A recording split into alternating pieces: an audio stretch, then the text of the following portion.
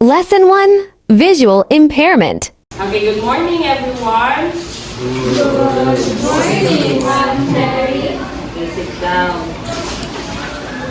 Okay, so this morning we're going to explore and study about the baking tools in the laboratory. So, okay. So, are you familiar with a cake? Yes, okay. What can you describe if you're going to say a cake? Give me only. If we're going to hear a cake, what word can you describe a cake? Okay, it's sweet. Okay, what about Ryan? When we hear about cake, what comes in your mind when we hear cake? Chocolate. No? Because even though we cannot see a real cake, but we can taste it. So a cake, supposedly, it is sweet. Okay. So now, in order for us to make a cake, we are going to discuss about the baking tools. So it is not necessary for us to see it, but we are going to use our hands to feel it, and also our mouth to taste it. Okay, so this morning we're going to identify the common baking tools used in baking, and we're going to appreciate the importance of common baking tools. So you are going to work as a pair. Okay, so your pair, we're going to help you to identify. Okay, so kindly face your partner. Okay, so they'll be the one to give you the tools. Okay, sige, let your partner hold or feel the tools. Sige. Okay, so that is what we call a measuring spoon. So let's start with number 1.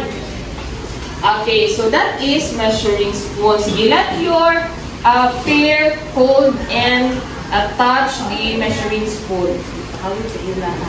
Okay, one by one. Okay, so what have you observed with the spoon? Ang saman siya? Sige, can you describe Mayoni? What have you feel? Okay, so they have different sizes. So most commonly they are small. So that is a measuring spoon.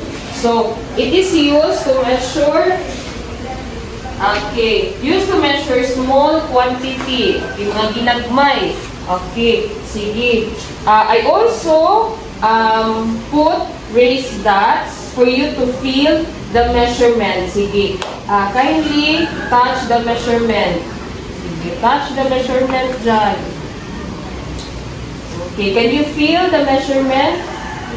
Yes, okay. So those are the measurement put in the spoon for you to figure out what is the measurement in each of the spoon. Okay, so let us go to the next one. Sige. Yeah. Sige, give this to your pair.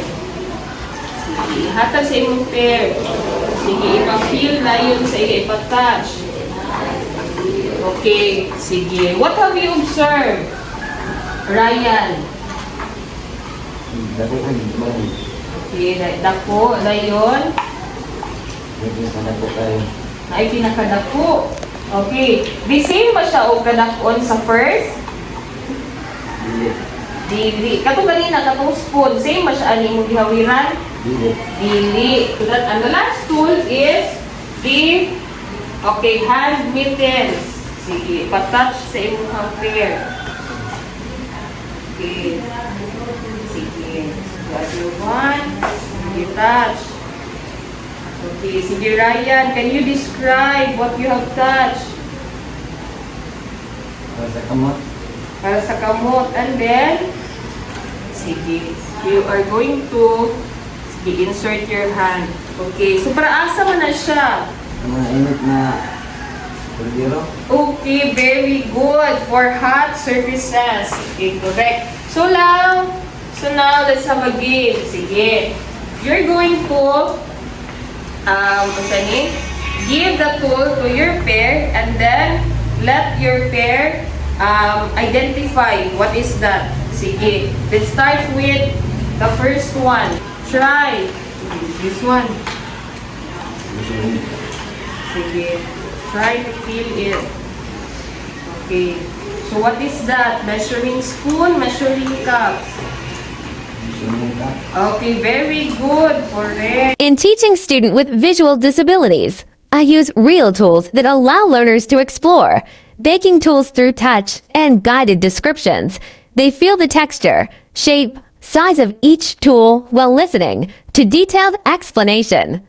The lesson provided equal access to learning even without visual cues. This strategy makes the class inclusive by ensuring they can actively participate, engage their senses, and learn alongside with their peers through hands-on experience.